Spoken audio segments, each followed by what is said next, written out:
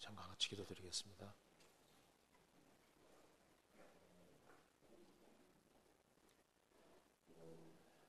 저희를 사랑하시는 자비로우신 우리 아버지 하나님, 감사합니다.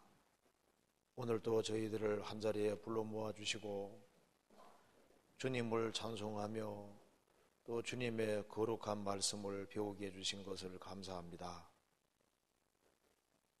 우리 가운데 주 성령께서 함께 해주시고 우리의 마음 가운데 도로 역사해 주시고 하나님의 말씀이 영혼 속에 깊이 새겨질 수 있도록 도와주시고 우리의 마음과 생각을 변화시켜 주옵소서. 이 세상에서 주님의 영광을 위해서 어떻게 행할 것을 알 수 있도록 도와주시고 성경의 근본적인 도리를 깨달아 알 수 있도록 도와주옵소서. 그리고 30배, 60배, 100배 결신하는 사람들이 다 될 수 있도록 주님께서 도와주시옵소서. 역사의 마지막 시대를 살아가는 저희들 이 세상에서 어떻게 행할 것을 알 수 있도록 도와주옵소서. 그리고 하나님의 말씀으로 우리의 마음과 생각을 일깨워 주시고 그리고 우리 가운데 주님 보시기에 합당치 않은 것이 있다면 깨닫게 도와주시고 또 주님의 말씀으로 더욱 거룩하게 만들어 주옵소서. 그리고 세계적으로 선교되는 그 모든 지역에 주님이 일일이 역사와 능력을 나타내 주시고 또 전도하는 그 모든 손길에 함께 해 주시고 도와주옵소서. 오늘 이 말씀이 우리 신앙생활에 크게 도움이 될 수 있도록 주님께서 도와주시옵소서. 주 예수 그리스도 이름으로 기도하옵나이다. 아멘. 성경 요한복음 21장 찾으시겠습니다. 요한복음 21장 15절입니다. 21장 15절 제가 읽겠습니다. 저희가 조반 먹은 후에 예수께서 시몬 베드로에게 이르시되 요한의 아들 시몬아 내가 이 사람들보다 나를 더 사랑하느냐 하시니 가로되 주여 그러하외다. 내가 주를 사랑하는 줄 주께서 아시나이다. 가라사대 내 어린 양을 먹이라 하시고 또 두 번째 가라사대 요한의 아들 시몬아 내가 나를 사랑하느냐 하시니 가로되 주여 그러하외다.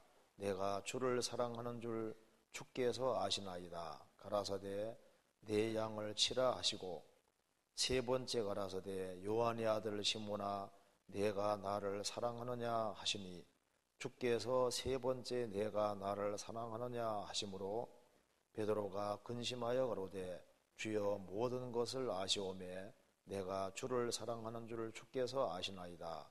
예수께서 가라사대 내 양을 먹이라. 거기까지입니다.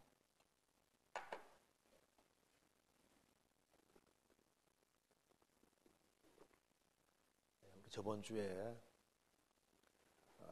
교구와 구역 집회 또 어머니도 소집회가 있었습니다. 작은 그룹으로 하는 집회지만은 그게 찾는 사람들이 많이 참석을 했고 또 꽤 많은 사람들이 구원을 받았다고 생각이 듭니다. 그래서 제가 오늘 신앙의 원칙들이라고 하는 그 제목으로 좀 말씀을 드려보려고 합니다.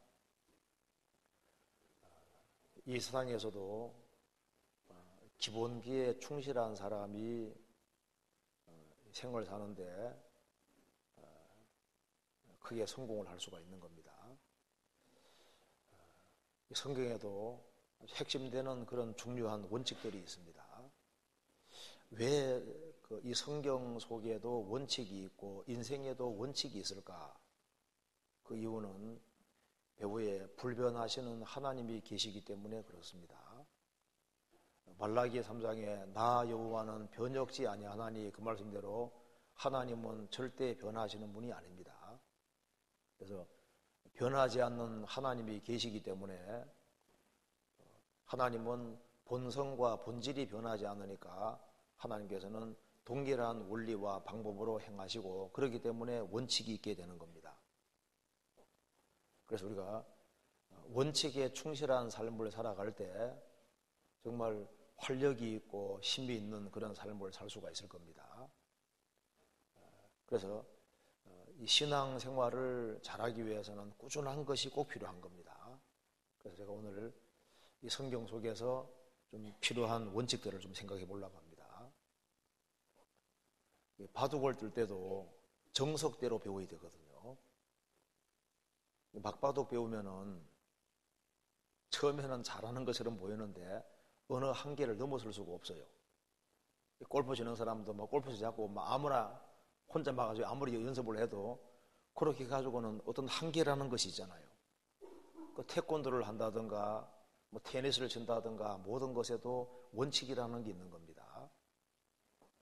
그래서 아주 정석대로 아주 기본 원칙이라는 것을 잘 알고 그 원칙을 반복할 때 거기에서 큰 역사와 어떤 힘이 나타날 수 있는 겁니다.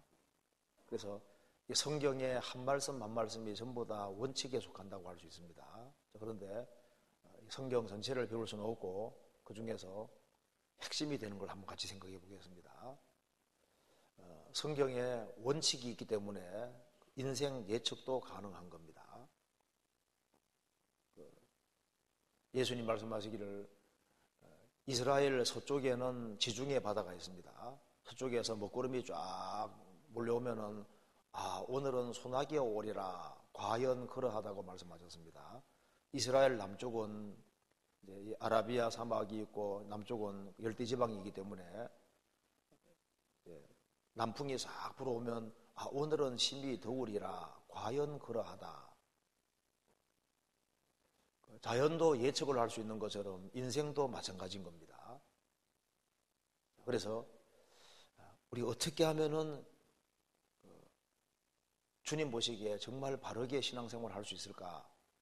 어떻게 하면 열매 맺는 삶을 살 수 있을까? 그것은 새로운 것을 많이 배워서 되는 것이 아니고 핵심에 중요한 것을 아는 것이 필요한 겁니다. 사실 이 대학자들이 쓴 글들 있잖아요. 철학 서적들 보면 아주 복잡하게 보이는데 용어가 복잡해서 그렇지 내용은 간단한 겁니다. 예를 들어서 인식론 하면 뭐 말이 거창하잖아요. 도대체 알미 도대체 뭐냐? 존재론 하면 있다는 게 도대체 뭐냐? 그거 초등학생도 알 수 있는 말이잖아요. 근데 말을 존재로 말을 어렵게 하니까 뭐 대단한 것처럼 보이는데 사실은 간단한 얘기인 겁니다. 공부를 많이 한 사람들은 막 용어를 아주 어려운 용어를 쓰는데요. 그 용어를 쉬운 말로 바꿔보면 사실 쉬운 얘기인 거예요. 인생살이도 사실 복잡하지 않습니다. 인생이 복잡하게 꼬이는 이유도 가장 핵심적인 원칙을 어기기 때문에 그런 거예요. 우리가 원칙에 충실할 때 열매를 맺을 수 있고 원칙에 충실할 때 신앙생활을 잘할 수 있는 겁니다. 그래서 우리가 성경에 나와 있는 아주 핵심적인 원칙을 우리가 숙지를 하고 그걸 반복하는 것이 필요하겠습니다. 그래서 원칙적인 것이 습관화되고 반복적인 되는 것이 필요해요. 그래서 이 태권도 하는 사람도 기본 동작을 계속 반복하잖아요. 그래서 근본적인 것이 반복될 필요가 있는 겁니다. 그래서 먼저 이 신앙생활에서 가장 바탕 속에 있어야 될 것이 물론 사랑입니다. 예수님이 죽으시고 부활하신 이후에 베드로에게 물은 것은 딱 한 가지입니다. 너가 얼마나 많은 훈련을 받았느냐, 그리고 너가 얼마나 용기가 있느냐, 그런 걸 물은 것이 아니라 딱 한 가지를 물으신 겁니다. 16절에 15절에 저희가 조반 먹은 후에 예수께서 시몬 베드로에게 이르시되 요한의 아들 시몬아 내가 이 사람들보다 나를 더 사랑하느냐 하시니, 이 사람들보다 나를 더 사랑하느냐, 예수님의 제자들보다 나를 더 사랑하느냐 하시니 가로되 주여 그러하외다. 내가 주를 사랑하는 줄을 주께서 아시나이다. 가라사대 내 어린 양을 먹이라.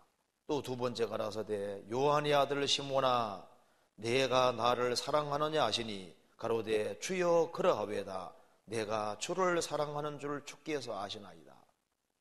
가라사대 내 양을 치라 하시고 세 번째 가라사대 요한의 아들 시몬아 내가 나를 사랑하느냐 하시니 주께서 세 번째 내가 나를 사랑하느냐 하심으로 베드로가 근심하여 가로되 주여 모든 것을 아시오매 내가 주를 사랑하는 줄을 주께서 아시나이다. 예수께서 가라사대 내 양을 먹이라. 주님이 세 번이나 물으셨습니다. 물론 베드로가 세 번 예수님 부인했기 때문에 물으신 것도 되지만은요, 정말 나를 사랑하느냐 그걸 물으신 겁니다. 왜 이것을 물으셨을까요? 이게 가장 근본적이고 중요한 것이기 때문입니다. 구원을 받을 때 주님의 사랑이 성령으로 말미암아 마음속에 부음받아 있습니다. 그래서 구원을 받은 모든 사람은 주님을 모든 것보다 사랑하는 마음이 틀림없이 있습니다. 고린도전서 16장에 말씀하시기를 누구든지 주를 사랑하지 아니하거든 저주를 받을지어다. 주께서 임하셨느니라. 누구든지 주를 사랑하지 아니하는 자는 저주를 받을지어다. 무슨 말입니까? 주님을 사랑하지 않는 것은 곧 구원을 받지 않았다는 증거라는 겁니다. 한 사람이 정말 구원을 받을 때 모든 것보다 주님을 더 사랑하는 마음이 있는 겁니다. 그래서 주님을 사랑하는 사람이 주님의 말씀인 성경을 사랑하게 되는 거예요. 주님을 사랑하기 때문에 교회를 사랑하는 겁니다.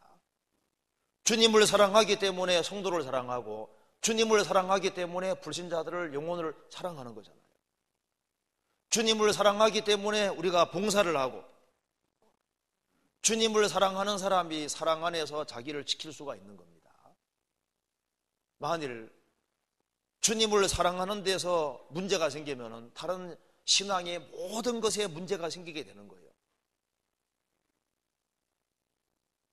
에베소 성도들은 주님을 위해서 열심히 살고 수고하고 살았지만 주님이 책망하셨습니다. 내가 너를 책망할 일이 있다고 했습니다. 너의 처음 사랑을 버렸느니라. 사랑이 식으면 모든 것이 다 끝나는 겁니다. 사랑의 불길이 계속 일어나야 되고 우리 각자가 물어야 될 질문들이 있습니다. 내가 왜 신앙생활을 하느냐? 내가 정말 주님을 사랑하느냐? 내가 주님을 사랑하기 때문에 신앙생활하는 것이 아니면 그것은 길게 가지 못할 겁니다. 의무감으로 하는 것은 그건 지속되기가 어려워요. 그럼 어떻게 하면은 사랑이 지속이 되고 계속되느냐? 디모데전서 1장에 말씀해 1장 5절에 말씀하기를 경계의 목적은 사랑이라고 했습니다. 사랑은 어디서 나오느냐? 청결한 마음과 선한 양심과 거짓이 없는 믿음으로 나는 사랑이거늘. 사랑이 어디서 나오느냐? 뭐 사랑합시다 이렇게 해서 나오는 것이 아니라 청결한 마음에서부터 사랑이 나온다고 했습니다. 그렇기 때문에 마귀는 구원받은 사람의 마음 속에서 사랑이 없어지게 하려면 아주 간단해요. 마음을 더럽히면 되는 겁니다. 청결한 마음, 깨끗한 마음에서 사랑이 나오도록 되어 있기 때문에 이 마음 속에다가 잘못된 것을 계속 집어넣는 거예요. 이 세상이나 세상의 것들을 사랑하지 말라. 이 세상 것들을 자꾸 마음속에 집어넣고 더러운 것을 마음속에 집어넣어서 마음을 부패시키고 더럽게 하는 겁니다. 그래서 마음을 깨끗이 하면은 거기에서 거짓이 없는 사랑이 나오게 되는 거예요. 그래서 물어 지킬 만한 것보다 더욱 내 마음을 지켜라. 마음을 지키는 사람, 마음을 청결히 하는 사람, 그 사람에게서는 사랑이 나오도록 되는 겁니다. 그리고 선한 양심에서 사랑이 나온다고 했습니다. 양심을 자꾸 어기면요, 그게 그러면은 사랑이 식어지게 돼 있는 거예요. 그러니까 양심을 조금만 굽히면은 돈이 많이 들어온다. 그래서 이 양심을 자꾸 굽히고 양심을 어기면은 사랑이 식게 돼 있습니다. 그리고 거짓이 없는 믿음에서 나는 사랑이거늘, 거짓이 없는 믿음, 주님을 향한 확실한 믿음, 바른 믿음에서 사랑이 나오는 거예요. 이 세상이나 세상에 있는 것들을 사랑치 말라. 누구든지입니다. 누구든지 이 세상을 사랑하면 아버지 사랑이 그 속에 없다고 하셨습니다. 이는 세상에 있는 모든 것이 육신의 정욕과 안목의 정욕과 이생의 사랑이니 다 아버지께로 쫓아온 것이 아니요 세상으로 쫓아온 것이니라. 육신의 정욕, 안목의 정욕, 이생의 사랑, 세상 것이 마음속에 꽉 들어와 있으면 사랑이 없는 거예요. 없어지는 거예요. 주님을 사랑하느냐, 이건 중요한 문제가 되는 겁니다. 그래서 주님을 사랑하는 마음이 있으면은 거기에서 모든 것이 다 가능하게 되는 겁니다.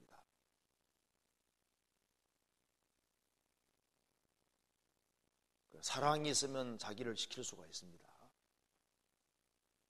사랑의 수고란 말대로 사랑하면은 수고하는 것이 당연하게 되는 거예요. 신앙생활하는 것이 너무 당연하게 되고 자연스러운 것이 되는 겁니다. 그래서 내가 성경을 자꾸 멀리한다, 그 주님 사랑하는 마음이 식어간다는 증거입니다. 교회를 사랑하는 마음이 없다, 그게 사랑이 식어간다는 증거잖아요. 형제자매를 보고 싶어하는 마음이 없다, 사랑이 식어가고 있다는 증거입니다. 불신자를 보더라도 불쌍한 마음이 안 생기고 그 사람을 건지고자 하는 갈망이 안 올라온다, 그게 사랑이 식어간다는 증거잖아요.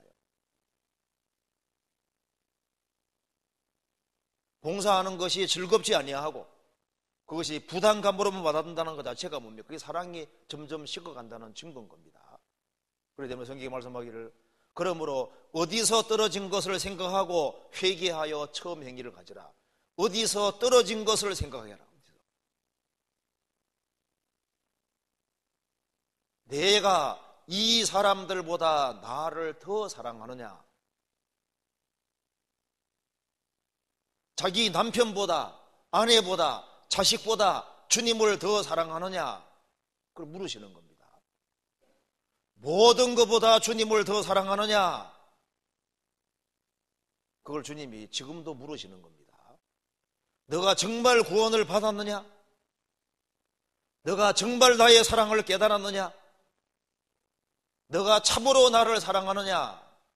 그걸 물으시는 겁니다. 그것이 신앙에서 핵심에 속하는 겁니다.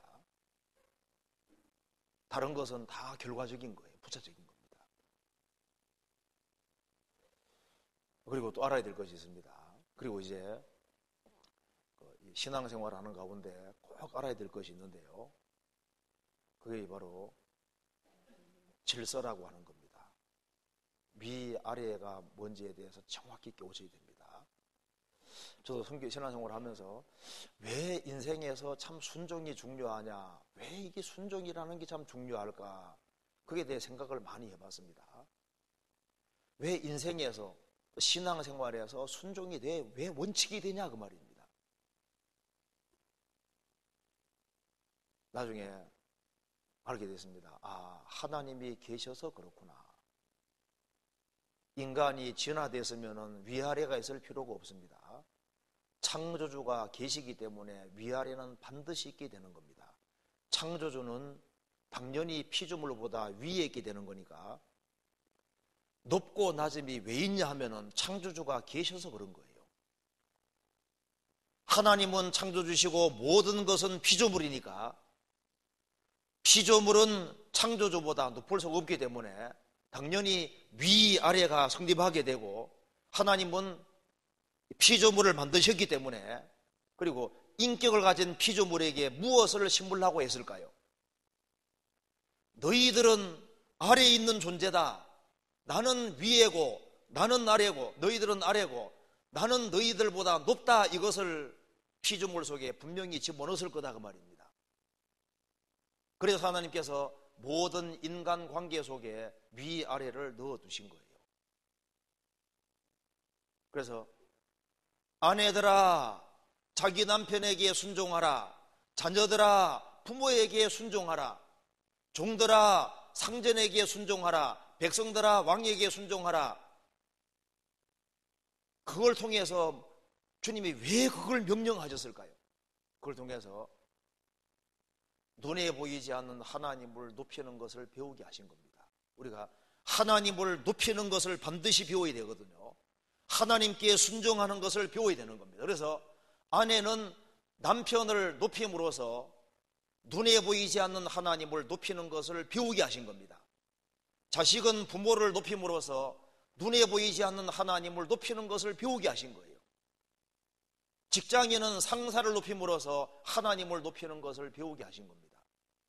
그래서 사람이 위에 속하는 자냐 아래에 속하는 사람이냐 위냐 아래냐 이걸 구분하는 사람을 가르쳐서 기본이 된 사람이다 이렇게 말하잖아요.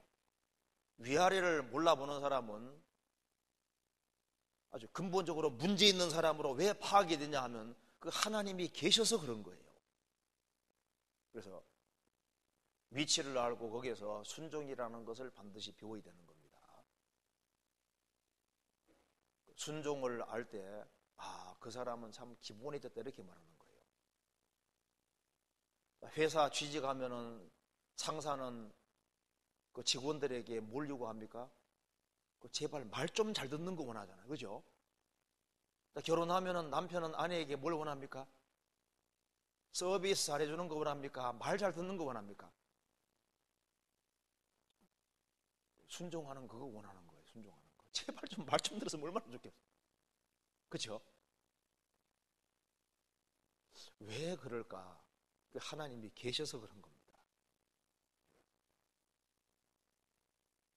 제가 중요한 얘기를 하고 있는 겁니다. 이것이요 인생에서 아주 중요한 거예요. 자꾸 잊어먹거든요. 성경 찾아봅시다. 골로새서 3장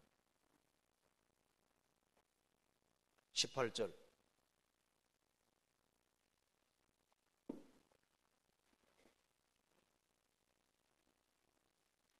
3장 18절.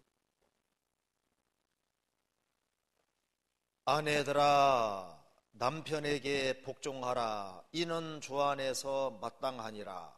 남편들아 아내를 사랑하며 괴롭게 하지 말라. 자녀들아 모든 일에 부모에게 순종하라. 이는 주 안에서 기쁘게 하는 것이니라. 아비들아 너희 자녀를 경독히 말지니 낙심할까 함이라.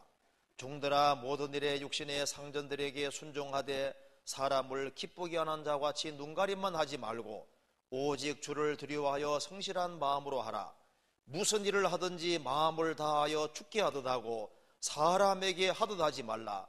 이는 유업의 상을 주께 받을 줄 알미니 너희는 주 그리스도를 섬기느니라. 불의를 행하는 자는 불의의 보응을 받으리니 주는 외모로 사람을 취하심이 없느니라. 4장 1절.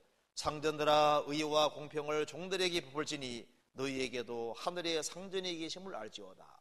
이 말씀 속에 18절에 아내들아 남편에게 복종하라. 20절에 자녀들아 모든 일에 부모에게 순종하라. 22절에 종들아 모든 일에 육신의 상전들에게 순종하되 위아래라는 것을 두신 겁니다. 그래서 순종을 할 줄 아는 사람은 하나님 앞에 쓰임 받을 수 있는 사람이 되는 겁니다. 그래서 순종에서 탁월한 사람이 하나님 앞에 쓰임 받는 사람이 되는 거예요. 하나님은 스타를 쓰시는 게 아닙니다. 많이 배웠다 쓰시는 것이 아니고 순종할 줄 아는 사람을 쓰시잖아요. 창세기부터 요한계시록까지 쭉 읽어보면은 하나님 말씀에 순종할 줄 아는 사람, 그 사람을 주님이 사용하시는 거예요. 그런데 눈에 보이는 부모에게 순종하지 않는 사람이 자기 남편에게 순종하지 않는 사람이 직장 상사에게 막 대드는 사람이 하나님을 정말 순종할까? 믿기가 어렵습니다. 성경에 요셉 잘 아시죠? 창세기 37장 보면은 요셉의 형들은 저 멀리 세겜에서 양을 치고 있습니다. 그런데 아버지 야곱과 요셉은 헤브론에 있습니다. 아버지가 심부름 시킵니다. 자, 너 형들이 잘 지내고 있는지 한번 가서 알아보라고 심부름을 시킵니다. 그래서 요셉이 예 하고 가는데요, 세겜까지 가보니까 형들이 없는 거예요. 주변 사람들이 도단으로 갔다, 도단까지 쫓아갔잖아요. 그런데 그 거리가 헤브론에서부터 세겜과 도단까지 거리가 100km가 넘습니다. 그게 뭐 자동차가 있는 것도 아니잖아요, 그 옛날에. 만일 우리 여기에 계신 분들에게 부모가 시킨다 합시다. 야, 그 옛날로 돌아가서 자동차도 없는 그 시절에 100km 넘는 곳에 가서 형들 안부를 알아보고 오라고 하면은요, 제대로 누가 할까요?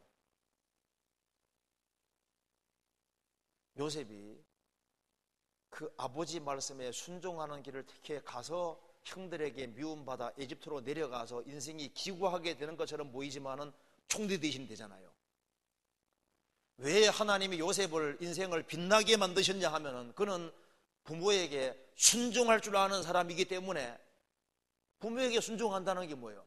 눈에 보이지 않는 하나님께 순종을 할 줄 아는 사람인 거예요. 그가 순종한 이유는 하나님을 경외했기 때문에 부모에게 순종한 겁니다. 왜 아내가 남편에게 순종하느냐? 남편이 뭐 잘나서 그렇습니까? 돈을 많이 벌어와서 그렇습니까? 아닙니다. 주님이 그렇게 명령하셨기 때문에 그렇게 하는 거예요.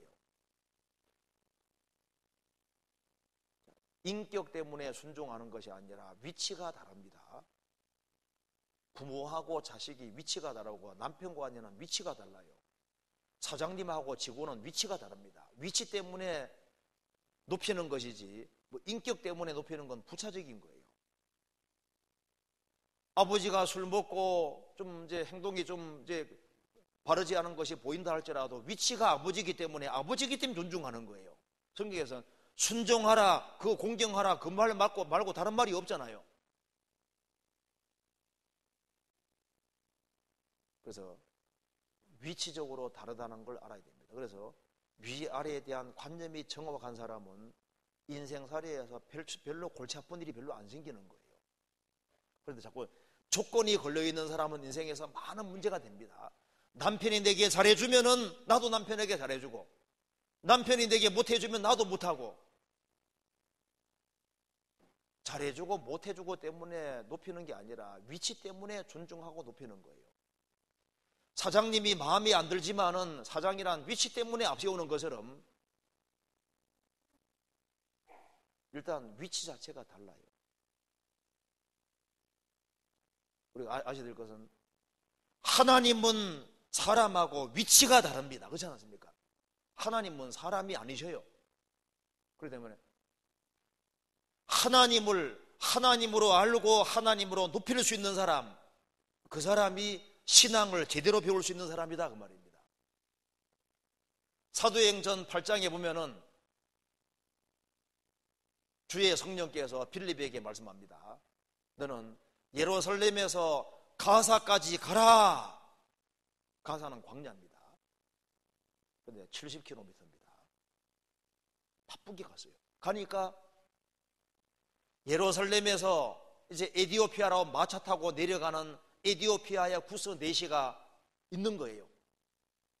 병고로까지 나가라. 이런 것을 깨닫느냐? 지도하는 사람이 없으니 어찌 깨달을 수 있느냐? 알면 좀 알려달라. 그래서 마차 위에서 복음을 깨닫게 해줬고, 그래서 그로 말미암아 에디오피아 지역에 교회가 생기게 됐잖아요.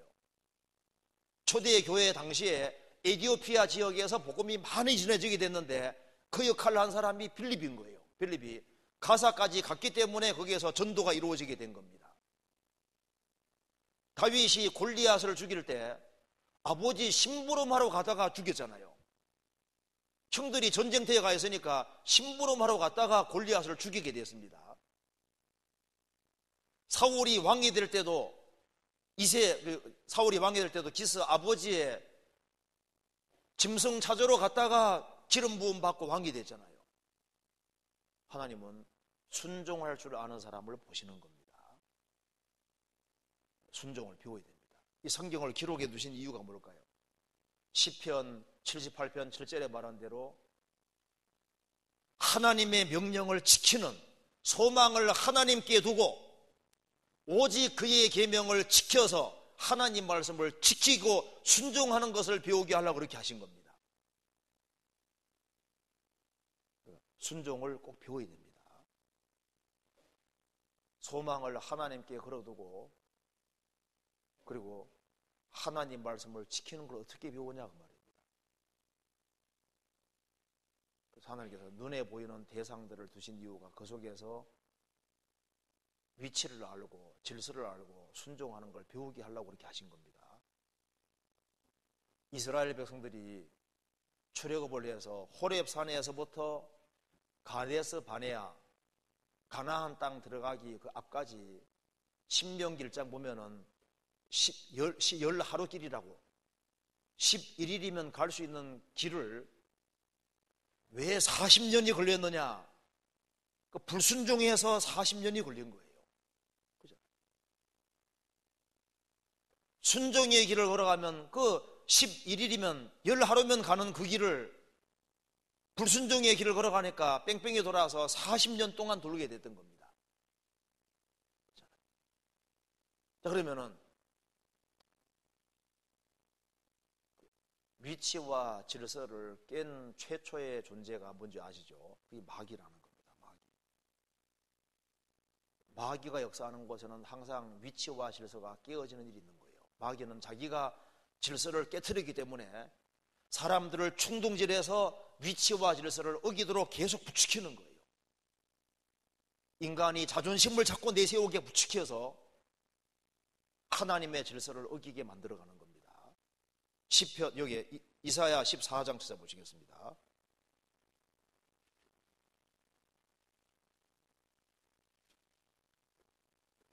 (12절입니다) 12절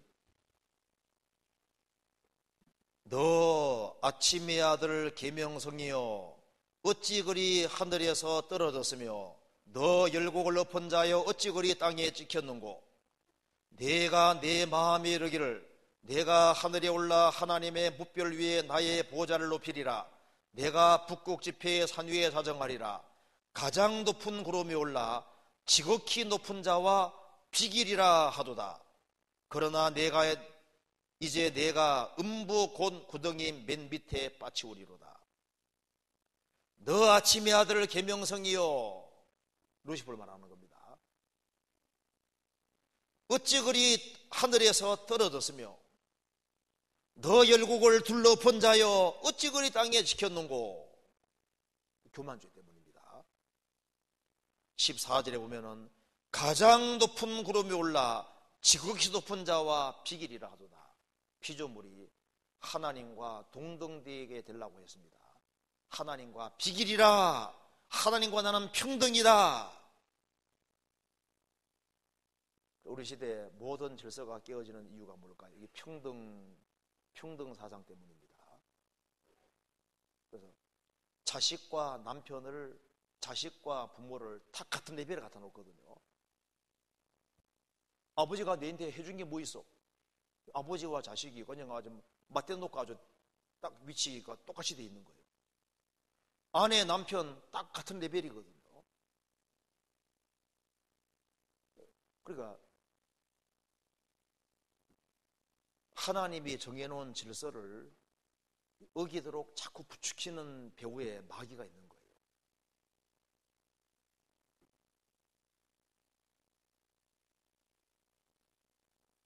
위아래라는 질서가 있습니다. 질서. 그걸 잘 알면은 신앙생활한테 별 문제 안 생겨요. 그래서 저 사람이 내 위냐 아래냐 그걸 아는 사람은 그 기본이 있다 그러잖아요. 아이는 저분은 어른이구나. 그래서 신보리 선자의 앞에 일어나고 그 말대로 어른이구나. 아이고 자기가 그러니까 자기 주제 파악을 하고 위아래 파악을 잘하면은 그 사람 근본됐다고 얘기를 하잖아요. 성경에 브리스길라와 아굴라가 나오죠. 누가 믿음이 더 좋았습니까? 브리스길라가 믿음이 훨씬 더 좋았습니다. 그런데 교회 안에서는 아굴라가 먼저 나옵니다. 아세요? 찾아볼까요? 성경 로마서 16장 봅시다.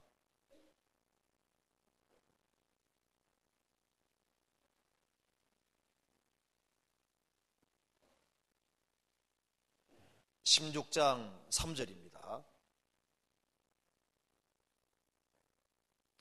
16장 3절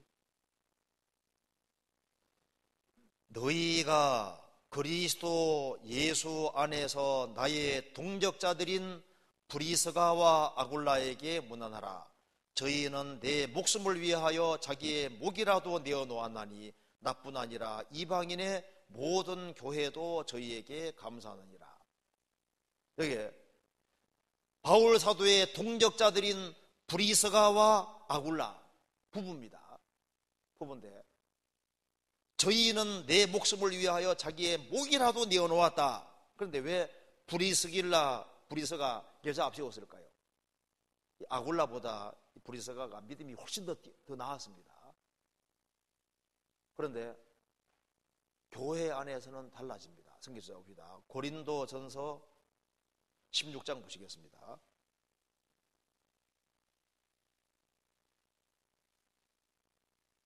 19절 같이 읽어보겠습니다. 아시아의 교회들이 너희에게 문안하고 아굴라와 브리스가와 및 그 집에 있는 교회가 주 안에서 너희에게 간절히 문안하고. 개인 신앙은 브리스가가 더 뛰어난데 지금 여기에 이 집에 있는 교회라 그랬죠. 아굴라와 브리스가가 중심이 돼가지고 가정교회를 이루고 있다 그 말입니다. 그 집에 많은 사람들이 모였어요.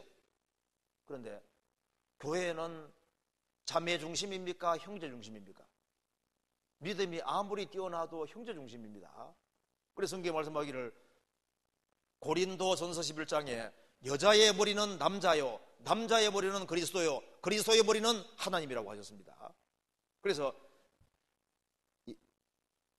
브리스가가 훨씬 믿음도 뛰어나고 훨씬 더 충성심이 훨씬 더 뛰어났지만은 교회에서는 남자를 아세우잖아요. 아굴라와 브리스가 및 그 집에 있는 교회. 질서라는 것이 있는 겁니다. 그래서 인생살이는 사실 간단해요. 내가 지금 여자냐 남자냐, 내가 남편이냐 아내냐, 자식이냐 아비냐, 상전이냐 종이냐, 그거부터 구별을 잘해야 되거든요. 그렇죠? 내가 구역장이냐 조장이냐 평신도냐, 내가 봉사회장이냐 뭐냐, 이거 자기 존재가 뭔지 그걸 잘 파악을 하고 그 자기를 아는 게 참 중요한 거예요. 자기가 내가 도대체 뭐냐 그 말입니다. 내가 자식이냐 아비냐, 내가 도대체 뭐냐 그 말입니다. 살아계신 하나님 앞에서는 나는 하나의 피조물이고 나는 언젠가는 죽어야 될 인생이라는 걸 확실히 깨우쳐야 되거든요. 그리고 자기 위치를 알고 위치 안에서 최선을 다하는 거예요. 성경 창세기 1장, 영역을 꼭 알아야 되는 겁니다. 창세기 1장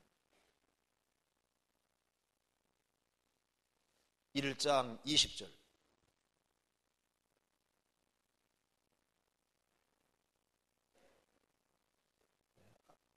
하나님이 가라사대 물들은 생물로 번성케 하라. 땅 위 하늘의 궁창에는 새가 날아라 하시고 하나님이 큰 물고기와 물에서 번성하여 움직이는 모든 생물을 그 종류대로 날개 있는 모든 새를 그 종류대로 창조하시니 하나님의 보시기에 좋았더라. 하나님이 궁창 하늘을 만드시고 궁창에는 새가 날아라, 바다에서는 물고기들이 번성하라. 그래서 바다는 물고기 영역이거든요. 궁창은 새 영역인 겁니다. 그러니까 각자에게 영역이라는 걸 주시고 영역 안에서 활동하게 만드셨습니다. 그래서 내가 아버지면은 아버지로서 아버지를만 하면 되는 거예요. 자식은 자식 영역 안에서 자기 위치 지키면서 최선 다하면 되는 겁니다. 아내는 아내의 위치에서 아내 역할만 하면 되는 거거든요. 조장은 조장 역할만 하면 돼요. 자기 직분 안에서 최선 다하는 겁니다. 영역 안에서 최선이거든요. 이런 얘기 들어보셨죠? 토끼와 거북이 경주하면 누가 이깁니까? 토끼가 이겨요? 거북이가 이겨요? 경주를 하지 말아야 됩니다. 토끼는 야 산에서 경주하자 해야죠. 거북이는 야 바다에서 경주하자 이렇게 해야 되는 겁니다. 바다에서 경주하면 누가 이깁니까? 무조건 거북이가 이겨요. 산에서 경주하면 무조건 토끼가 이기죠. 그러니까 영역 자체가 달라요. 영역 자체가 다릅니다. 그러니까 자기 영역 안에서 최선 다하면 되는 거예요. 그래서 창세기 1장 14절 이하에 쭉 보면은 하나님께서 해와 달과 별들은 하늘에 두셨다고 되어 있습니다. 두어서 비치게 하시고 두사 비치게 하셨다. 그러니까 해와 달과 별들은 하늘에 있어야 되는 거예요. 그렇죠? 자기 있을 위치에 있는 게 참 중요한 겁니다. 자기가 있을 곳에 있어야 되는 거예요. 있을 곳에. 물고기는 물고기 있을 곳에 있으면 되는 거예요. 새들은 새 있을 곳에 있으면 되는 겁니다. 그래서 자기 위치를 알고 있을 곳에 있어야 되는 겁니다. 꽃은 꽃이 있을 곳에 있고, 짐승은 짐승이 있을 곳에 있고, 농부는 농사일을 하는 게 자기 일이잖아요. 어부는 물고기 잡는 게 다 자기 일입니다. 광부는 광산에서 석탄 캐내고 이렇게 광부 일을 하면 되는 거잖아요. 모든 사람이 다 똑같은 일을 할 수 없습니다. 전부 다 어부만 되면 농사는 누가 지어요? 전부가 남자가 되면 여자 역할을 할 게 없잖아요. 주님이 각자 역할이라는 걸 주신 겁니다. 그래서 위치라는 것이 참 중요한 거예요. 그래서 있을 곳에 있는 것이 신앙의 기본이거든요. 그러니까 아버지는 항상 있을 곳이 가정이고 직장이고 자기 있을 곳이 있잖아요. 아내도 있을 곳이 있습니다. 근데 그 아내가 장바구니 들고 가서 갔다가 장바구니 어디 두고 저 뗀 속으로 가서 있잖아요. 춤이나 추고 있고 위치가 잘못됐잖아요. 그 자기 위치. 자식은 자식이 있을 곳에 위치에 있을 곳에 항상 있는 그것이 있을 곳에 있을 때 가장 아름다운 거예요. 귀가 여기에 붙어 있으면 코에 붙어 있으면 어떻게 될까요? 징그럽잖아요. 손은 손에 딱 붙어 있으니까 이게 딱 아름답잖아요. 손이 여기에 붙어 있으면 어떨까요? 이상하잖아요. 그렇죠? 발이 여기에 딱 붙었다 해봐. 이상하잖아요. 그러니까 자기 위치에 있을 때 가장 아름다운 거예요. 그래서 아내가 남편 역할을 하고 있으면요, 남편이 있는 남편 역할을 하면요, 그거 좀 이상하다 그래 보이죠? 이상해 보이잖아요. 부모가 계신데 멀쩡히 살아있는 자식이요, 막 부모 위에 막 올라서서 막지 않습니까? 막 한바탕 하고 하면요, 저놈의 호러 자식이 그 약간 이상하잖아요. 눈에 딱 이상하게 돼 있다니. 그래서 이상하다고 느끼게 만들어 놓으신 분이 하나님이신 겁니다. 그렇잖아요. 자기 위치에 있을 때 다 좋게 보이는 거예요. 그것처럼 우리가 영적으로도 있을 곳에 있을 때 가장 아름다운 겁니다. 구원받은 사람은 자기가 받은 사람으로서 자기가 있을 위치가 있는 거예요.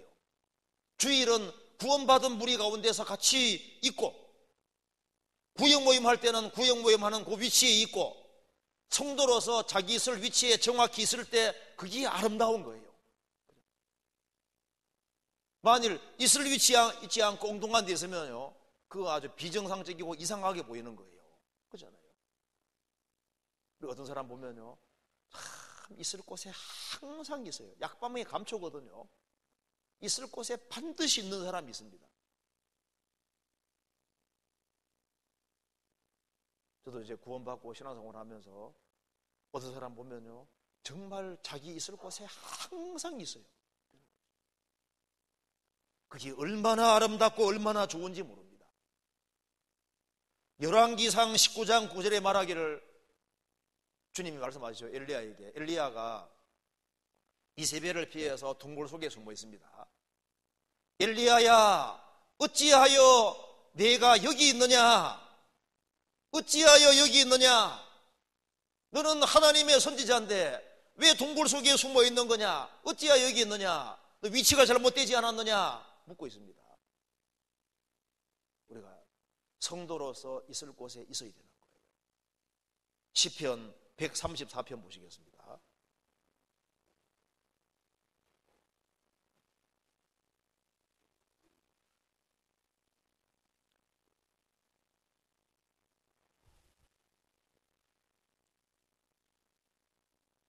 (134편) 1절 1절부터 3절까지 같이 읽어보겠습니다. 밤에 여호와의 집에 섰는 여호와의 모든 종들아, 여호와를 송축하라. 성소를 향하여 너희 손을 들고 여호와를 송축하라. 천지를 지으신 여호와께서 시온에서 내게 복을 주실지어다. 밤에 여호와의 집에 섰는 여호와의 모든 종들아, 여호와를 송축하라. 성도는 여호와의 집에 있어야 되는 겁니다. 여호와의 집에 서 있는, 위치를 지키고 있는 여호와의 모든 종들아, 여호와를 송축하라. 밤에도 여호와의 집에 서 있다는 겁니다. 우리가 편안할 때만 여호와의 집에 있는 것이 아니라 어려울 때에도, 인생의 밤에도, 인생의 겨울에도, 인생의 굴곡이 있을 때도 있을 곳에 딱 있는 거예요. 밤에 여호와의 집에 섰는 여호와의 모든 종들아, 여호와를 송축하라. 천지를 지으신 여호와께서 시온에서 내게 복을 주실지어다. 시온에서 주시는 복은 신령한 복입니다. 사무엘하 23장에 보면은 블레셋과 이스라엘이 전쟁할 때 3만은 자기 위치를 끝까지 지키고 끝까지 싸웠잖아요. 만일 우리가 우리 위치를 지켜주지 않는다면 어떻게 다른 사람들이 많이 구원받을 수 있겠으며 교회가 튼튼하게 될 수 있겠습니까? 위치를 지켜야 됩니다. 자, 그러면은 누가 위치와 질서를 알고 자기 영역 안에서 최선 다하고 살아가느냐? 누가 영역을 지키고 질서를 지키고 잘 살아가느냐? 겸손한 자입니다. 틀림없어요. 겸손한 사람이 순종을 할 줄 알고 겸손한 사람이 위치와 질서를 잘 알게 되는 겁니다. 그래서 예수님에게 물었지 않습니까? 주여, 천국에서는 누가 크니이까? 예수님이 어린아이 불러 세우고 말씀하시기를 너희가 돌이켜 어린아이들 같이 되지 아니하면 결단코 천국에 들어가지 못하리라. 그러므로 누구든지 이 어린아이와 같이 자기를 낮추는 그 이가 천국에서 큰 자니라. 그래서 겸손한 사람이 주제 파악을 잘할 수 있는 거예요. 그래서 왜 겸손한 사람은 주제 파악을 잘할까? 저도 그것도 궁금했거든요. 나중에 보니까 하나님이 함께 하셔서 그런 거예요. 하나님은 높고 거룩한 곳에 계시지만 어디 계시냐 하면은 마음을 지극히 낮춘 사람과 주님이 함께 하십니다. 그래서 하나님이 함께 하시는 사람에게는 하나님이 지혜와 총명을 주시고 은혜 주시기 때문에 그 하나님의 지혜를 받은 사람은 뭘 배울까요? 하나님이 지혜 주시면 위아래를 알고 순종을 알게 되는 겁니다. 그리고 자기 영적을 알게 되고 또 겸손한 사람에게는 은혜 주시고 힘을 주시니까 그 사람은 자기 영적 안에서 최선 다하고 잘 살 수 있게 되는 거예요. 그래서 그 마음을 낮추는 사람, 그 사람은 성경에서 말하는 핵심적인 근본적인 것을 깨달을 수 있습니다. 그래서 구원 받을 때도 마음을 낮추었고 구원받고 난 이후에도 마음을 더 낮추는 것이 필요합니다. 자꾸 낮추면요, 주님이 딱 자기가 누군지를 알게 해주고 자기 위치 알게 해주고 질서 알게 해주시는 거예요. 그리고 우리는 그리스도인으로서 신앙생활하기 때문에요, 신앙생활하는 데서 또 한 가지 중요한 것이 있습니다. 성경 찾아봅시다. 고린도전서 10장입니다. 10장 1절.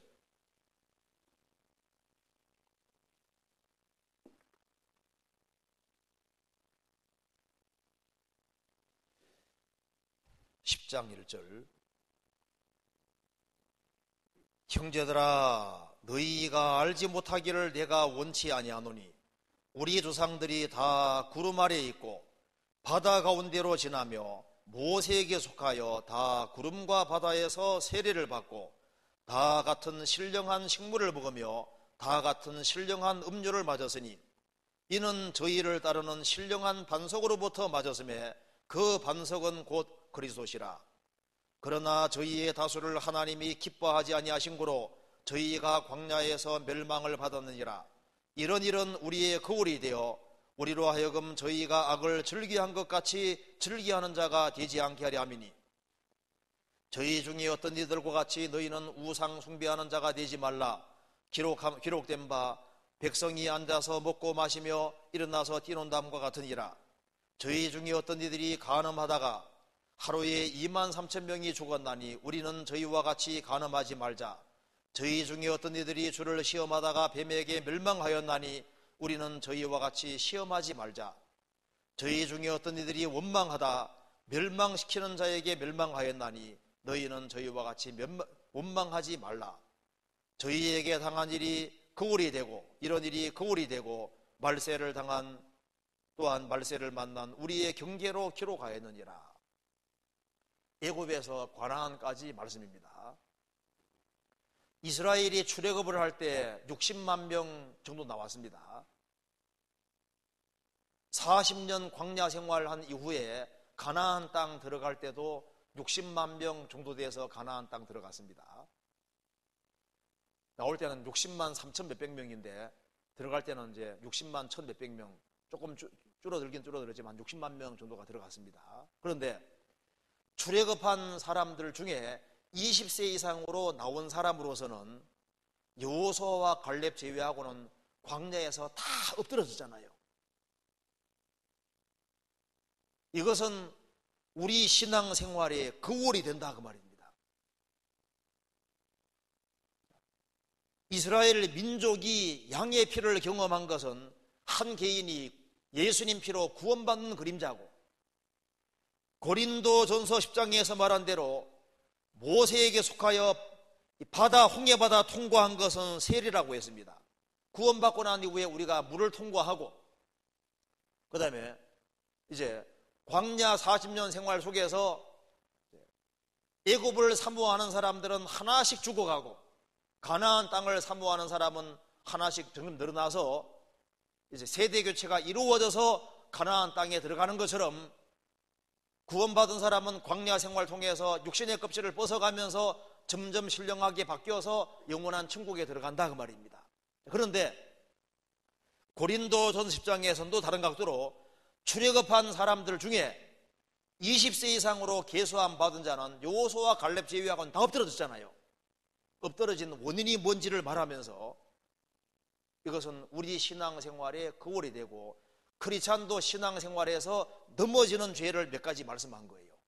자, 이스라엘이 60만 명 정도가 엎드러졌는데 그 죄가 크게 네 가지로 기록이 되어 있습니다. 첫째, 우상 숭배하는 죄로 몇 명 죽었습니까? 3,000명이 죽었거든요. 간음하다가 23,000명이 하루에 죽고 그 다음에 100명 더 죽어서 총 24,000명이 죽었다고 성경이 말하고 있습니다. 간음죄로는 24,000명이 죽고 주님을 시험하다가 뱀에게 물려 또 많은 사람이 죽었습니다. 길이 막 너무 험악하니까 투덜투덜대고 하나님 우리 가운데 안 계신 것이 아니냐 하고 주님을 시험하다가 뱀에게 많이 죽었잖아요. 아주 많이 죽었습니다. 더 많이 죽었습니다. 그런데 대다수는 왜 죽었냐 하면은 10절에 저희 중에 어떤 이들이 원망하다가 멸망시키는 자에게 멸망하였나니 너희는 저희와 같이 원망하지 말라. 그런데 일본어 번역에는 불평이라고 번역했습니다. 원망, 불평하다가는 거의 다 죽었죠. 자, 그럼 생각해 봅시다. 곤충에 맞아 죽거나 대포에 맞아 죽거나 죽는 건 똑같잖아요. 그래서 신앙생활 하다가 간음죄 짓다가 그냥 죽었다 그 말입니다. 우상 숭배하다가 죽었다, 좀 이해가 되잖아요. 간음죄 짓다가 죽었대, 이해가 되잖아요. 주님을 시험하다가 죽었다, 이해가 되는데 불평하다가 거의 다 죽었다 그 말입니다. 여기서 중요한 걸 알 수 있습니다. 세상에서는 불평하는 것이 큰 죄가 아니잖아요. 그렇죠? 잘 생각해 보세요. 세상에는 뭐 불평한다고 해서 뭐 감옥에 잡혀가기를 해요. 그렇지 않잖아요. 그런데 신앙에서는 불평과 원망이 무지하게 큰 죄인데 그게 엎드러지는 죄다 그 말입니다. 이걸 잘 알 필요가 있습니다. 이 말이 맞아요. 한 사람이 구원받았으면 구원받고 주님 앞에 갈 때까지 신앙생활을 잘해야 되는데 신앙생활 과정 속에서 왜 엎드러지느냐 그 말입니다. 주님보다 뭐 더 사랑하는 우상이 생겨가지고 엎드러지기도 하잖아요. 또 간음죄를 짓다가 엎드러지기도 하고, 그리고 주님을 시험하다가도 엎드러지는데 대다수는 왜 길게 신앙생활을 못하냐 그 말입니다. 불평 불만 때문에 다 엎드러졌다 그 말입니다. 뭘 말하냐면은 불평 불만은 신앙에서는 무슨 죄냐? 그게 거꾸로 지고 엎드러지는 큰 죄라는 걸 주님이 보여주고 있는 거예요. 한 사람이 구원받았다고 신앙생활을 했습니다. 나중에 신앙생활을 못하는 이유가 뭐예요? 불평불만이거든요.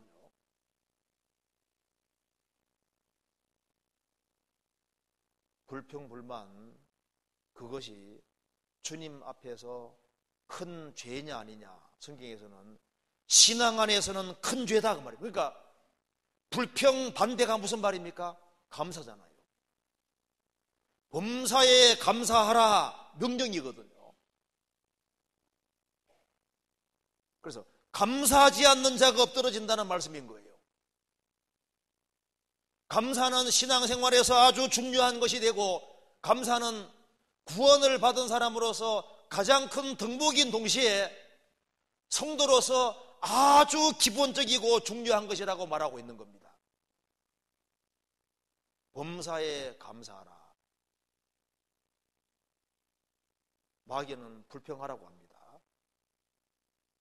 그래서 태도라는 것이 중요한 거예요. 태도.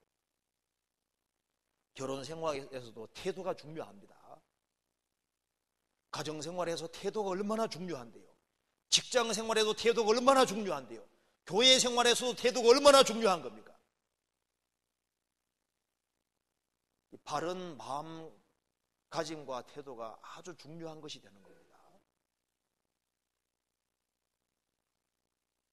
태도가 사실 인생을 결정하는 거하고 유사해요. 결정합니다. 이걸 자세히 읽어보면요, 이것이 우리에게 거울이 된다.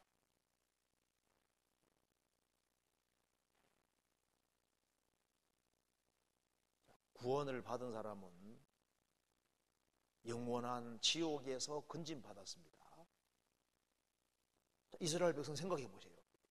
그 에집트에서 400년 동안 아주 고통과 어려움 속에 살았습니다.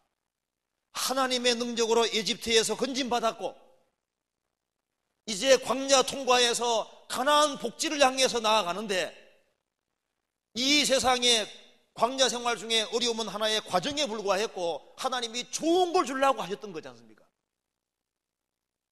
그런데 과거에 에집트에서 건져준 그 은혜를 망각하고 가나안 축복을 망각하고 당장 눈에 보이는 어려움 그것 때문에만 불평을 계속해야 되는 거예요. 그래가지고 다 엎드러졌잖아요. 우리는 생각해야 됩니다. 우리는 영원한 파멸에서 건진받은 사람이고 이 세상 광야를 통과한 이후에 얼마 후에는 하나님께서 우리를 영원한 영광으로 천국으로 영접해 주시고, 그리고 이스라엘은 광야 생활 중에 하나님이 하늘에서는 구름 기둥 불 기둥으로 덮어주시고 그리고 만나를 매일매일 내려주시고 계속 도와주는 것을 경험했습니다. 만나를 계속 먹으면서도 원망하고 불평하는 거 봐요. 우리가 구원받은 것은 하나님의 한없는 은혜와 사랑을 입은 겁니다. 우리는 은혜를 절대 갚을 수가 없는 사람입니다. 크리스찬이 살아가는 가운데 고달픈 일이 생기죠. 가정적으로 어려운 문제도 생기고 마음에 안 드는 사람도 생기고 여러 문제들이 생기는 거예요. 그런데 어떤 경우에도 불평하고 원망하고 불만을 토하고 그거 자체가 거의 현명치를 못합니다. 그런 사람은 마귀의 타깃이 되고 마귀가 잘못된 생각을 집어넣기 아주 좋은 사람이 되는 겁니다. 어떤 마을에 마귀가 절대 공격을 못하는 거예요. 무슨 마을입니까? 감사 마을. 이래도 감사 저래도 감사 모든 것에 감사하니까 마귀가 막 뚫고 들어갈 길이 없는 거예요. 감사합니다 감사합니다 이게 중요한 겁니다. 그래서 중심에서 하나님 나 이런 남편 주신 거 정말 감사합니다. 우리 골치덩어리 남편 주신 거 감사합니다. 내 훈련병으로 주셨으니 얼마나 감사하냐 그 말입니다. 우리 말썽만한 자식 주신 거 감사합니다. 내 형제자매 중에 자꾸 내 마음을 괴롭히는 사람 옆에 두신 거 감사합니다. 모든 것을 감사함으로 받아들여야 됩니다. 경제적으로 쪼달리는 거 감사합니다. 이 범사의 모든 일에 감사하라. 자꾸 마음을 더 낮추고 불평하는 마음 이거 자체를요 그냥 과감하게 그냥 꽉 잘라버려야 돼요. 그렇지 아니하면은 얼마 시간 지나가면요 마귀가 그 마음속에다가 엄청나게 잘못된 것을 샥 집어넣어 가지고 어마어마한 무슨 문제가 있는 것처럼 감사한 마음으로 보면요 주님이 제대로 보게 만들어 주십니다. 남편이 돈을 잘 못 벌어와서 그렇지 자식 키우는데 있는 게 얼마나 좋은데요. 가만히 생각해보면요 다 주님이 적당하게 다 배치해 두셨습니다. 다 적당하게 있는 거예요. 이 하나님이 IQ가 무한되기 때문에 적절하게 다 두셨습니다. 여호와께서 온갖 것을 그 시험에 적당하게 하셨으니 악한 자도 악한 날에 적당하게 하셨느니라. 내 주변에 다 적당하게 있기 때문에 감사한 마음으로 딱 받아들이면요 주님이 그 속에서 마음속에 역사해 주신다니까요.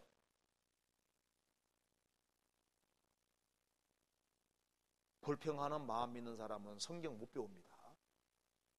그래서 신앙을 배우기 위해서는 마음속에 무한 감사를 가지고 자기 주어진 환경에 대해서 크게 감사하는 마음을 가진 사람이 그 사람이 신앙생활을 배울 수 있는 거예요. 그렇잖아요. 항상 투덜투덜 대는 사람 그런 사람에게서는 배울 것이 아무것도 없는 거예요. 불신자들이 그 사람 보고 뭘 배울 거냐 그 말입니다. 어떤 어려운 환경 속에서도 감사한 마음으로 받고 감사한 마음으로 살아가면요 야, 저 사람 뭔가 다르다 그 말입니다. 가진 것도 없는데 뭐가 감사하냐 그 말입니다.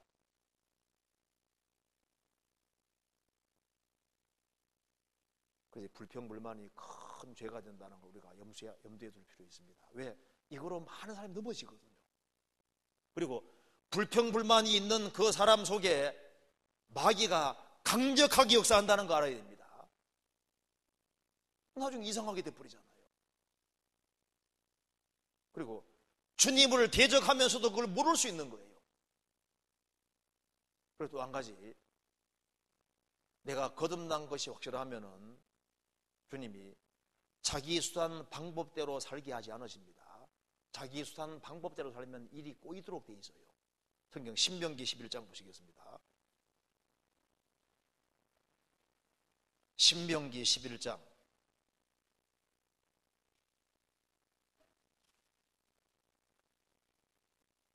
11장 10절입니다. 11장 10절.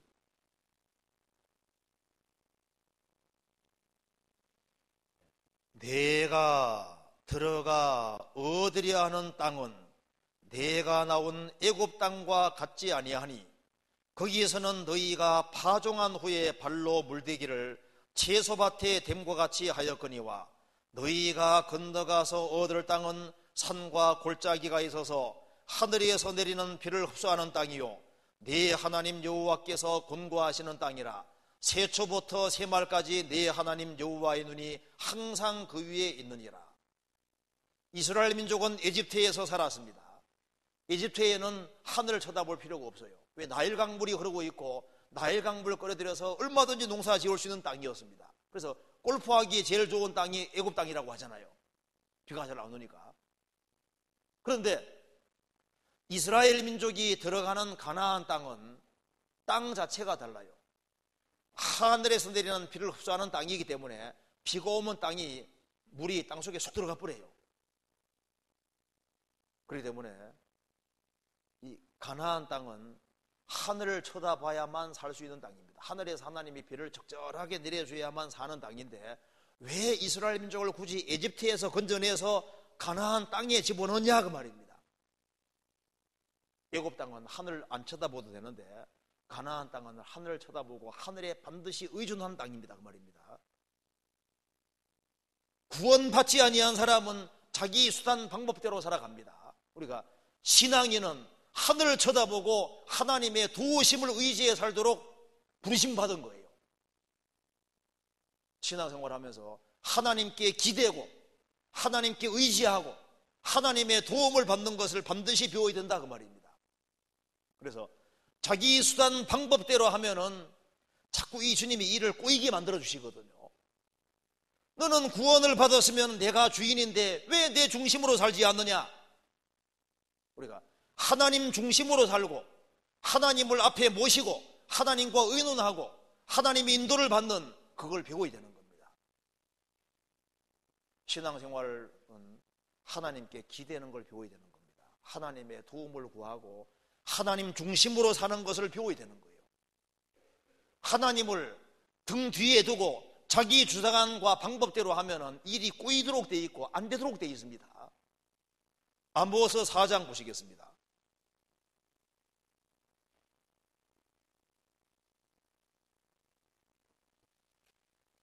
아모스 4장 12절 1278페이지입니다.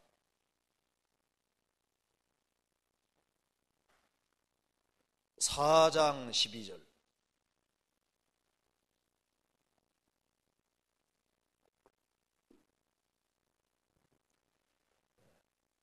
그러므로 이스라엘아 내가 이와 같이 내게 행하리라. 내가 이것을 내게 행하리니 이스라엘아 내 하나님 만나기를 예비하라. 대저 산들을 지으며 바람을 창조하며 자기의 뜻을 사람에게 보이며 아침을 어둡게 하며 땅의 높은 데를 밟는 자는 그 이름이 만군의 하나님 여호와니라. 이스라엘이 말 안 들을 때 하신 말씀입니다.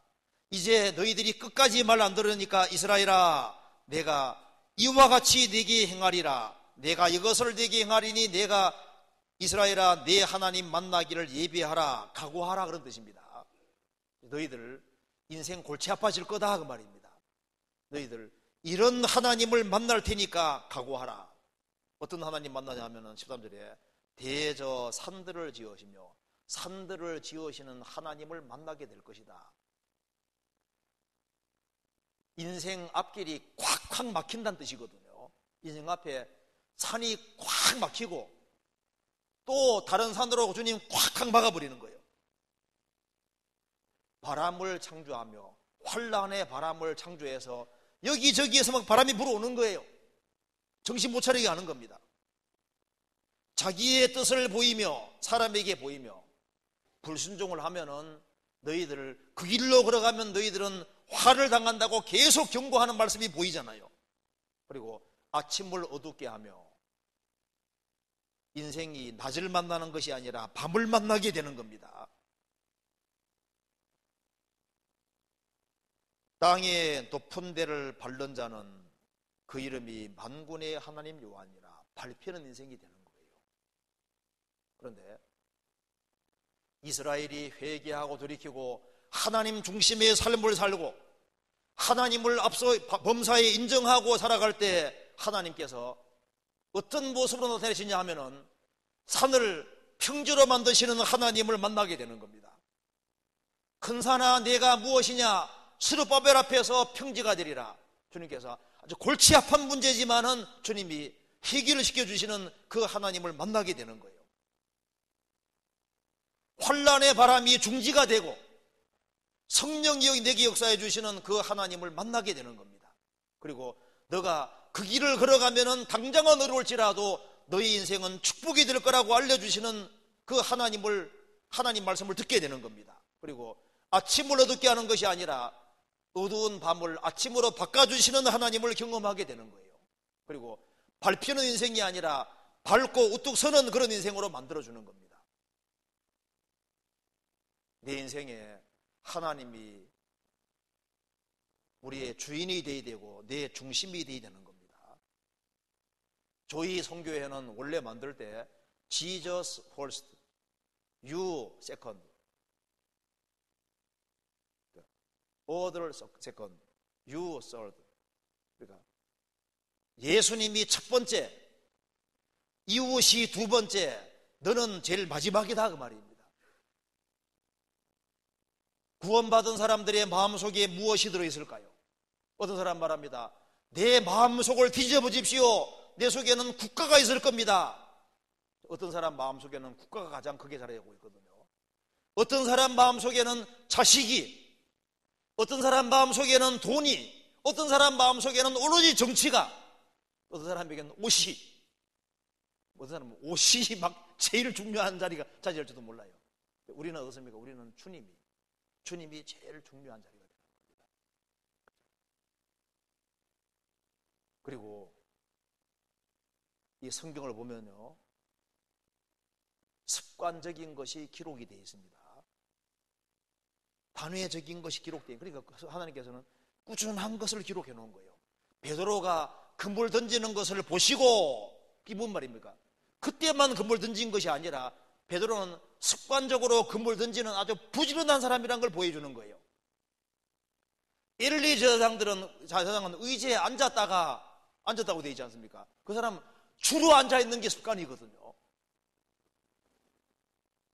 습관적인 것이 기록되어 있습니다. 유다는 돈깨를 맞고 돈 훔쳐갔다. 습관적으로 훔쳐간 겁니다. 성경에서 습관적으로 하는 것들이 대체로 기록이 되어 있습니다. 내가 정말 하나님 중심으로 살고 있을까? 하나님 중심으로 산다는 증거가 무엇일까요? 시편 138편에 보면은 모든 이름 위에 하나님의 말씀을 높였다고 했습니다. 하나님이 우주에서 제일 높여놓은 것이 하나님 말씀이라고 했는데요, 태초에 말씀이 계시니라, 이 말씀은 곧 하나님이시니라. 하나님은 말씀으로 자신 나타내시니까 그 사람이 정말 하나님을 가장 중심에 모시고 산다면은, 하나님은 말씀으로 자신 나타내시니까 그 사람은 틀림없이 하나님 말씀 배우는 걸 제일 소중하게 여길 것이고, 그렇기 때문에 그러니까 주일날 말씀 배우잖아요. 수요일도 말씀을 배우고, 그리고 공식적인 모임들이 있습니다. 그냥 만들어 놓은 것이 아니잖아요.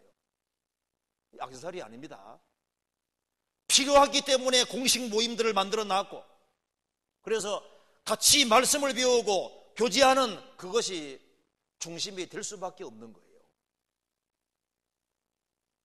왜 그것이 중심이 안 되냐 하면은 하나님이 뒷전이기 때문에 그런 거예요. 그렇지 않습니까? 한번 생각해 봐요. 내 마음의 가장 중심이 하나님이고 내가 하나님을 가장 소중히 여기신다면 하나님은 말씀으로 자신 나타내시니까 당연히 하나님 말씀 있는 곳에 자신이 있게 되는 거고 그거 중심으로 될 수밖에 없는 겁니다. 그렇지 않습니까? 그리고 하나님이 정말 마음의 중심이라면 그 사람은 하나님 말씀이 있는 그곳에 꾸준하게 반복적으로 지속적으로 계속 행동하고 나타날 것이 당연한 얘기가 아니에요? 꾸준하고 일광성하게 행하지 아니하면 하나님 축복은 받을 수 없습니다. 꾸준할 때, 반복적으로 꾸준히 할 때 그것이야말로 믿을 수 있는 것이 되는 겁니다. 물가에 심기어진 나무처럼 한 곳에 딱 심기어져서 항상 제자리에 있을 때 그때 믿을만 하잖아요. 산처럼 딱 버티고 있을 때 그 믿을만 한 겁니다. 꾸준하지 아니하면 믿을 수가 없는 거예요. 성경에 기다리고 기다렸더니 그런 말씀이 있거든요. 그게 꾸준한 겁니다. 꾸준히 기다리는 거예요. 믿음으로 믿음에 꾸준히 믿는 겁니다. 뭐든지 꾸준하지 아니하면은 그거는 믿을 만한 것이 못 되는 겁니다. 그러니까 신앙생활에는 반드시 성공해야 됩니다. 이 세상에서 성공하기를 원하는 사람들이 많잖아요. 우리는 다른 건 몰라도 신앙생활에는 성공해야 되는 거예요. 어떤 강사가 말하기를 항아리 속에 모래를 반쯤 집어넣어놓고 바깥에 돌들이 많이 있습니다. 그런데 제주권 넣어보라는데 한 사람도 성공 못하는 거예요. 강사가 웃으면서요, 모래를 다 끄집어내고 난 다음에 빈 항아리 속에 제일 큰 돌을 중앙에 놓고 그 다음에 순서적으로 작은 돌을 집어넣고 그 다음에 모래에 쏙 집어넣으니까 싹 들어가잖아요. 왜 성공을 못하는 줄 아십니까? 짜잘한 것들이 너무 많이 들어와 있어서 중요한 것들이 밀린다 그 말입니다. 우리에게는 가장 중요한 것이 우선이 되어야 되고, 그러니까 하나님이 중심이 되어야 되는 거예요. 그래서 하나님 말씀을 배우고 익히는 것이 중심이 돼야만 다른 것도 다 들어가게 되는 겁니다. 균형이 맞춰지는 거예요. 그러니까 시간 여유가 있으면 신앙생활하고, 시간 여유가 나면 모임에 나오고, 그러면은 얼마 시간 지나가면은 하나님이 뒷전에 밀리게 되는 겁니다. 그렇지 않습니까? 우리는 하나님 중심이 되어야 되는 거예요. 우리가 모든 것을 투자해서라도 신앙생활을 바르게 하는 것을 반드시 배워야 되는 겁니다. 왜? 우리는 신앙생활을 잘하려고 하는 거예요. 그렇지 않습니까? 그리고 신앙생활 잘하는 것을 배우기 위해서 성경을 처음부터 쭉 읽어보면요, 이 물질이 생각보다 중요한 문제더라니까요. 물질 생활을 바르게 하는 것을 반드시 배워야 됩니다. 왜 신앙이 성장하지 못하냐 하면은 이 물질을 하나님께 드리는 걸 배우지를 못하는 거예요. 왜 성경에서 물질을 중요하게 생각하냐 하면은 마음과 연결되기 때문에 그런 겁니다. 내 보물이 있는 곳에는 내 마음도 거기 있느니라 말씀하신 대로 사람은 중요하게 생각하는 쪽에 마음이 가게 되기 때문에 물질을 어디 쓰느냐 보면은 그 사람 마음을 알 수 있는 거예요. 성경 한번 찾아봅시다. 마태복음 6장 보시겠습니다. 6장 21절.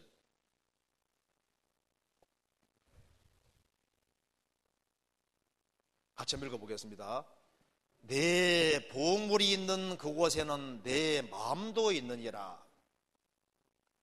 너가 보물로 생각하는 곳에는 항상 마음이 있습니다. 사람은 자식을 보물로 생각하니까 자식이 항상 마음이 가 있죠. 폐물이 보물이라 생각하는 사람은 폐물에 마음이 가 있고 폐물이 어디 감춰 있는지 알잖아요. 그래서 누가 훔쳐가서 뭐 다 자꾸 열어보기도 하고 마음이 가 있으니까. 사람은 자기가 중요하게 생각하는 것이 보물입니다. 주님을 정말 중요하게 생각하면은, 주님께 정말 마음이 가 있으면은 그 주님이 보물인 거예요. 그 마음이 가 있는 거하고 물질하고는 연결이 돼 있거든요. 누가복음 16장 보시겠습니다. 예수님이 이렇게 말씀하셨습니다.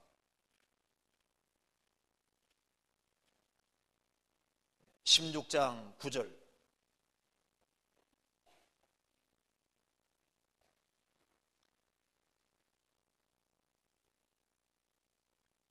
내가 너희에게 말하노니 불의의 제물로 친구를 사기라. 그리하면 없어질 때 저희가 영원한 처소로 너희를 영접하리라. 지극히 작은 것에 충성된 자는 큰 것에도 충성되고 지극히 작은 것에 불의한 자는 큰 것에도 불의하니라. 너희가 만일 불의한 제물에 충성시 아니하면 누가 참된 것으로 너희에게 맡기겠느냐. 주님이 불의의 제물로 친구를 사기라고 말씀하셨습니다. 그러면 없어질 때 저희가 영원한 처소로 너희를 영접하리라. 지극히 작은 것에 충성된 자는 큰 것에도 충성되고 지극히 작은 것에 불의한 자는 큰 것에도 불의하니라. 거듭나면은 물질은 지극히 작은 것이 되고 영혼은 지극히 큰 것이 되고 주님은 지극히 큰 것이 되는 겁니다. 그래서 우리가 신앙을 발전시키기 위해서는 물질 생활을 바르게 해야 됩니다. 그래서 규칙적으로 11조 하는 것도 배우고 주일날 헌금하는 것도 배우고 그리고 불신자들을 위해서 물질을 아끼고 불신자들을 건지기 위해 물질을 또 사용하는 것도 배우고 또 구원받은 사람에게 섬기기 위해서 밥도 사주고 구원받은 사람에게 물질을 쓰는 것도 배워야 되거든요. 우리가 물질을 최대한 열심히 벌어서 물질을 바르게 사용하는 것을 반드시 배워야 되는 겁니다. 그래야만 우리가 신앙생활에서 발전을 할 수 있는 거예요. 물질은 씨앗이라고 성경에 말씀했습니다. 우리가 뿌린 씨앗은 결코 헛되게 가는 것이 아니라 씨앗이 뿌려지면은 나중에 단이 걷어지는 것처럼 우리가 물질 생활을 바르게 하면은 그 물질도 나오고 그 이상도 주님이 분명히 주시는 거예요.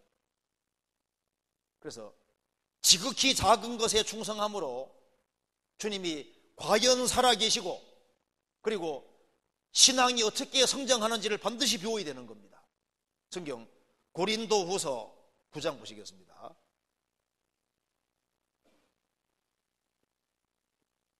(9장 6절)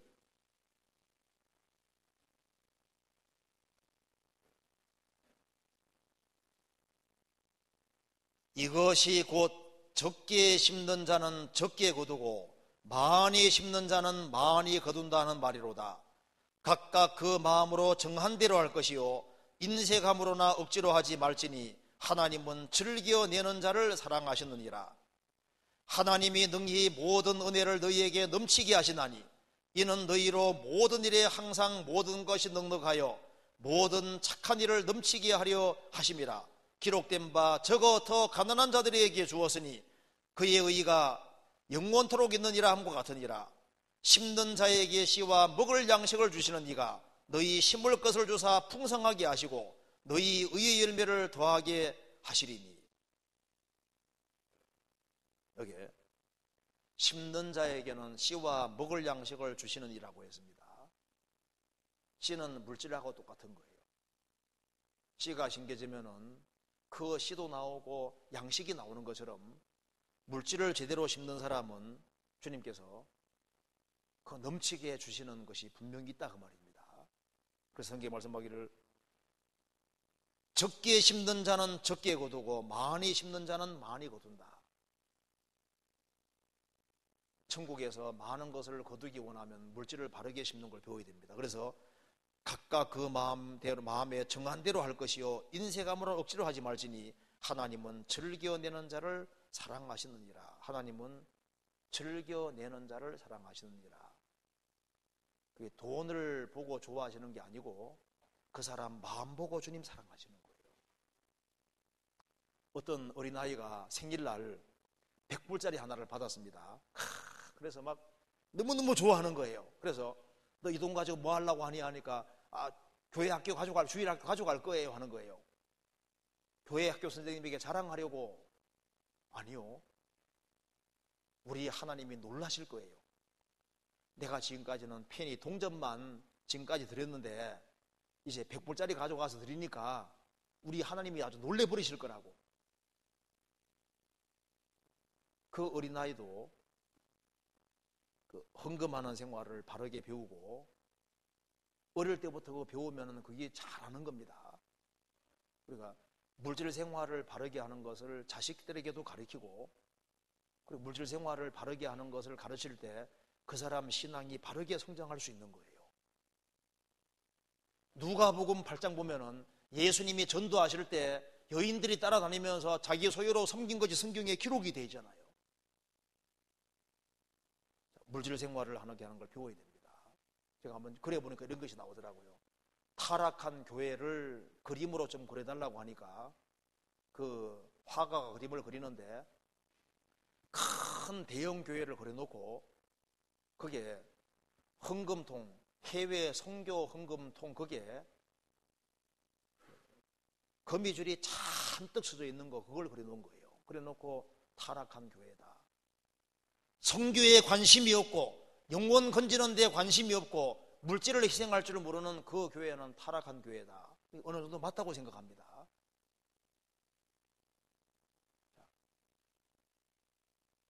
우리가 적은 물질이라도 그걸 하나님께 드리는 것을 배울 필요가 있습니다. 왜? 그렇게 해야만 신앙생활이 뭔지를 정확히 배울 수 있는 거예요. 왜? 큰 것부터 충성할 생각하지 말고 지극히 작은 것부터. 그리고 또 한 가지 중요한 원칙이 있는데요. 우리가 삶 속에서 열매를 맺기 정말 원하면은 반드시 희생하고 수고하는 것을 배워야 되는 겁니다. 요한복음 12장 보시겠습니다. 요한복음 12장 24절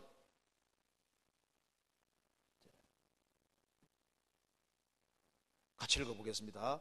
내가 진실로 진실로 너희에게 이르노니 한 알의 밀이 땅에 떨어져 죽지 아니하면 한 알 그대로 있고 죽으면 많은 열매를 맺느니라.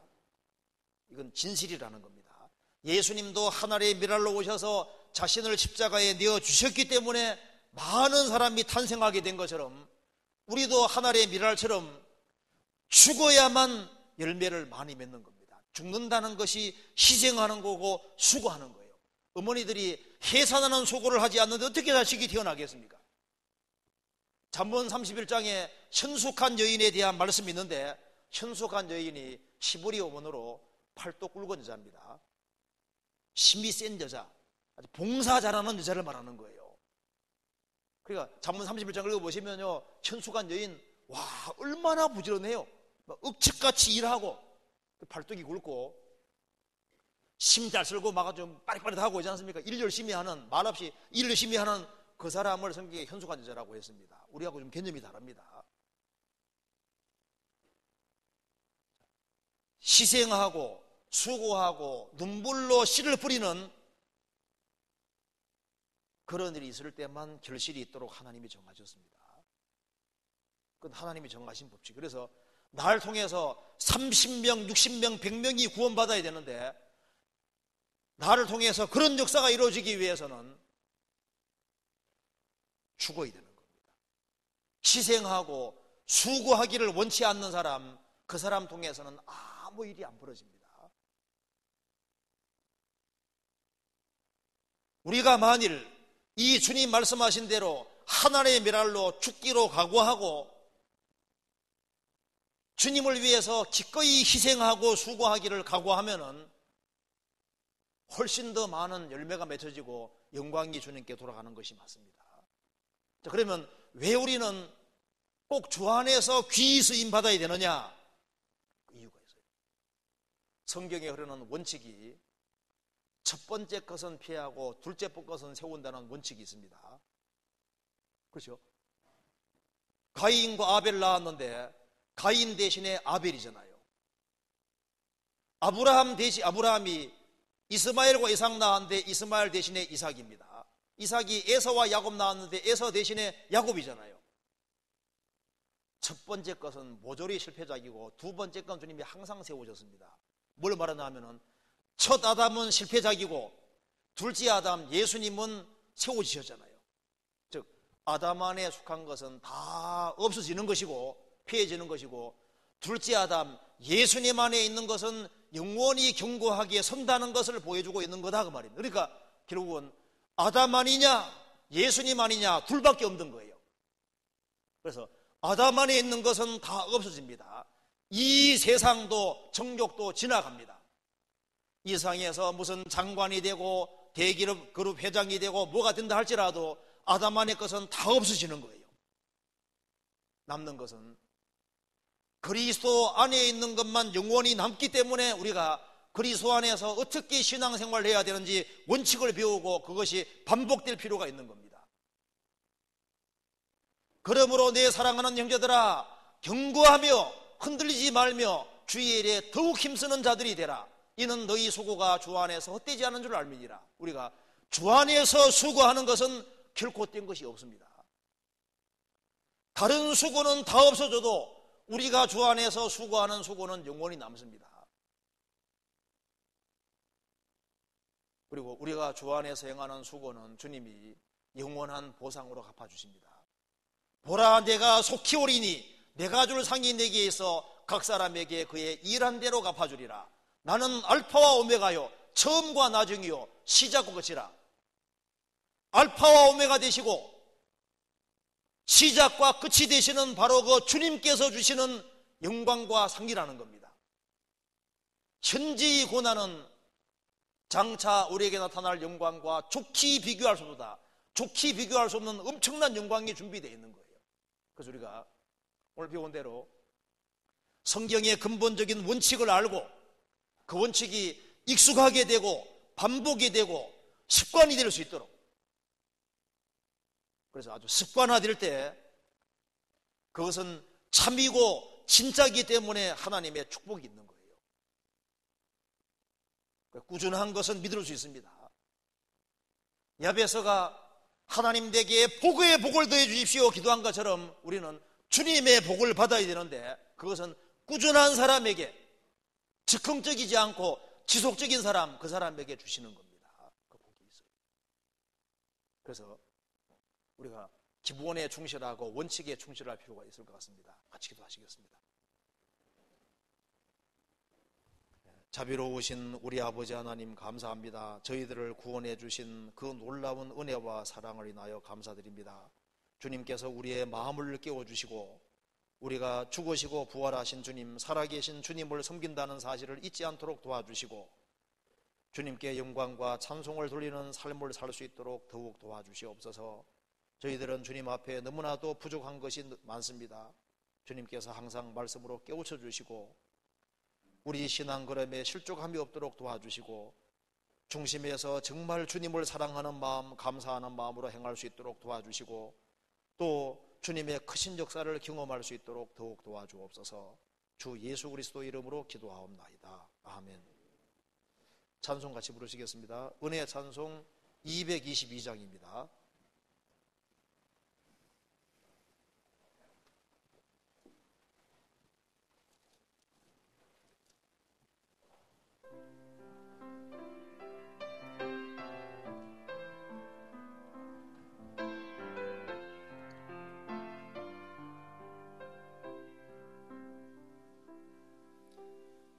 주님 다시 오실 때까지 나는 이 길을 가리라. 좁은 문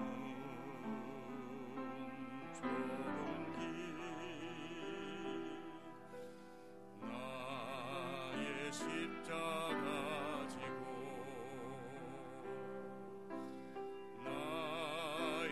가는 이 길 끝에서 나는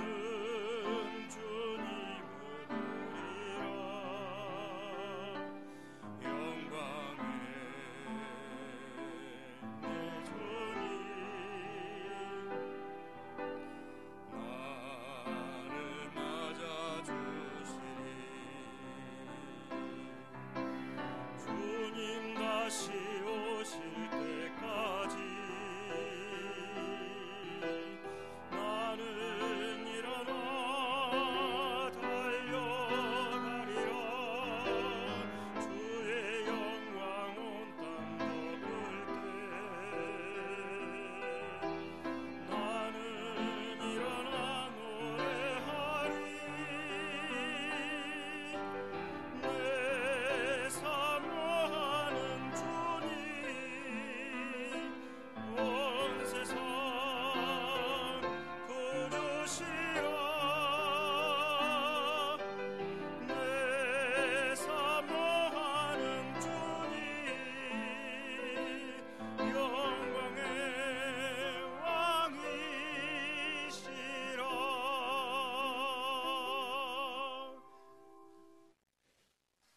광고해 주시겠습니다.